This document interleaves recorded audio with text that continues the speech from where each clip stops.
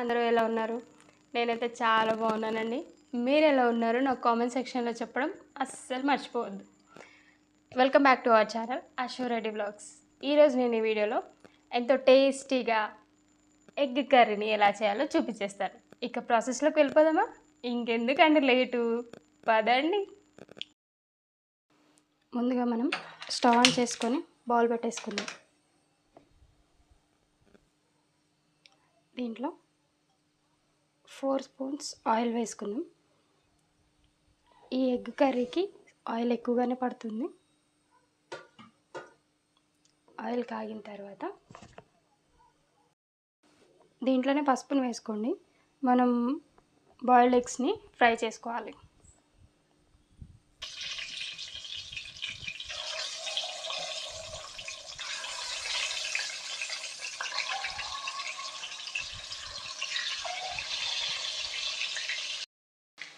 ఇలా golden brown కలర్లోకి వచ్చిన తర్వాత ఈ ఎగ్స్ని తీసి పక్కన పెట్టేసుకుందాం. ఇప్పుడు దీంట్లోనే నేను కేజీ వరకు ఆనియన్ తీసుకుంటానండి. ఇది మొత్తం ఆనియన్తోనే చేస్తాను నేను. ఆనియన్ మగ్గడానికి సాల్ట్ని యాడ్ చేసుకోండి. ఇలా సాల్ట్ యాడ్ చేస్తే తొందరగా మగ్గిపోతాయి ఆనియన్స్. ఇప్పుడు ఒకసారి మూత తీసి చూసుకుందాం. ఆనియన్ వేగిపోయిందండి. ఇప్పుడు దీంట్లో అల్లం వెల్లుల్లి పేస్ట్ కొంచెం వేసేసి కలిపేసుకుందాం.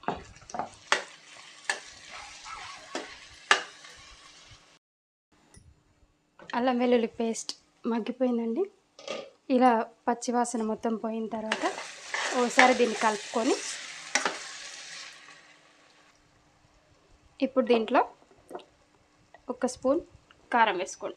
మనం దీంట్లో పులుసు పోస్తాం కాబట్టి ఆ పులుసుని కూడా మేనేజ్ చేసేటట్టు ఉండాలి. ఇది నేను పట్టించిన కారం అండి, అందుకే నేను ఇంతే వేసుకున్నాను. మీరు కొనుక్కొచ్చిన కారం అయితే ఇది 2 స్పూన్స్ పడుతుంది కంపల్సరీ. మీరు కారం తినగలిగితే మాత్రమే. మీరు తక్కువ తింటే 1 స్పూన్ పర్లేదు. కారం వేగిందా లేదా చూసుకుందామండి ఒకసారి. వేగింది. ఇలా ఆయిల్ పైకి వస్తున్నప్పుడు మనం దీంట్లోనే చింతపండు రసాన్ని వేసుకోవాలి. ఈ చింతపండు రసం ఒక నిమ్మకాయ, పెద్ద నిమ్మకాయ సైజ్ అంతా ఇంత వేసుకోండి. పెద్ద నిమ్మకాయ సైజ్ అయితే 1 కేజీ ఆనియన్స్కి సరిపోతుంది. ఎగ్స్ అనేవి మీ ఇష్టం అండి, ఎన్నైనా వేసుకోవచ్చు. ఈ చింతపండు రసాన్ని ఇందులో యాడ్ చేసుకుందాం. దీన్ని కలిపేసుకుందాం. దీన్ని ఎలా కలుపుకొని మూత పెట్టేసుకుందాం. ఈ ఆనియన్ మొత్తం మగ్గిన తర్వాత మనం ఎగ్స్ని యాడ్ చేయాలి. ఆనియన్ మగ్గి ఉంటుంది, రైట్, మగ్గింది.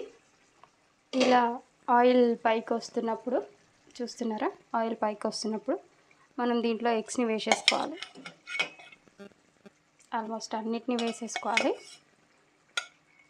వేసుకొని వీటిని కాసేపు ఈ ఆనియన్తో ఉడకనివ్వాలి. అలా అయితేనే ఈ గుడ్లకి ఆ ఫ్లేవర్స్ అన్నీ పట్టి ఎగ్ తింటున్నప్పుడు టేస్ట్ చాలా బాగుంటుంది. ఇలా వేసేసుకొని ఫ్లిప్ చేసేసుకోండి. ఇట్లా ఫ్లిప్ చేసేసుకొని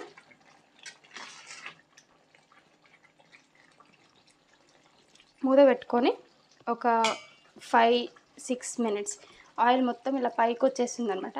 అప్పటి వరకు సిమ్లో పెట్టుకొని మూత పెట్టుకొని ఉడికించుకేసుకుందాం. చూసుకుందాం ఇప్పుడు. వావ్, స్మెల్ కూడా చాలా బాగా వస్తుంది. ఇలా ఆయిల్ ఇలా పైకి తేలిన తర్వాత కొంచెం కసూరి మేతి మీ దగ్గర ఉంటే అది వేసేసుకోండి. దీన్ని